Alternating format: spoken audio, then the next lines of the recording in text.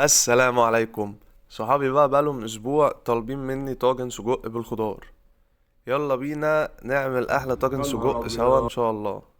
بص يا باشا، الطعم في حتة تانية، والبطاطس كانت دايبة دوب. يلا بينا نقول بسم الله. الاول عندنا بقى هنجيب طاسة، وممكن نحط نقطة زيت وممكن ما نحطش خالص، هو كده كده السجق هينزل دهونه. وهنشوحهم يا باشا على النار، نديله لون كده.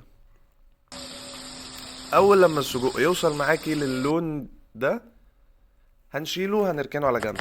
بعد كده هنجيب بصلاية وهنقطعها شرايح، فلفل رومي وهنقطعه شرايح، عندك فلفل الوان جميل برضو، اي حاجة موجودة عندك.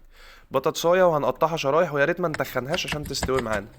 فلفل حامي وهنقطعه شرايح، ودي اختياري بس هو على فكرة هيدي ريحة ونكهة جميلة للأكل. وطماطماية نفس الكلام هنقطعها شرايح، وفصين توم.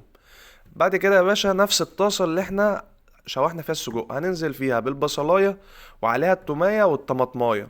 وبعد كده انزل بالبطاطس واديها تقليبة، قرن الفلفل الرومي وودي.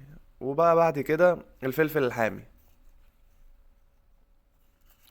هنديهم تقليبة، وهننزل بمعلقتين من الصلصة الحمراء.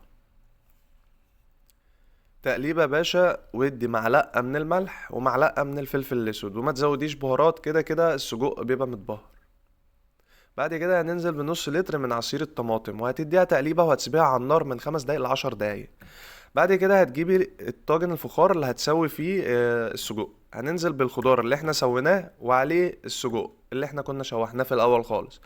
هتديله هزة كده بسيطة بايدك علشان تدخلي السجق جوه الخضار. بعد كده هتجيبي ورقة فويل وهتغطي الطاجن بتاعك، والفرن الجميل هتكوني مشغلاه من تحت بس وتدخليه. مش هياخد معاكي 20 دقيقة ل25 دقيقة، واخر 5 دقايق هتطفي تحت وهتشغلي فوق بس، وهيطلع معاكي بالشكل اللي حضرتك شايفاه. طعمه كان في حتة تانية وريحته حكاية. بص البطاطس. بصي البطاطس كانت مستوية وجميلة جدا، وريحتها وطعمها في حتة تانية. يا نهار ابيض.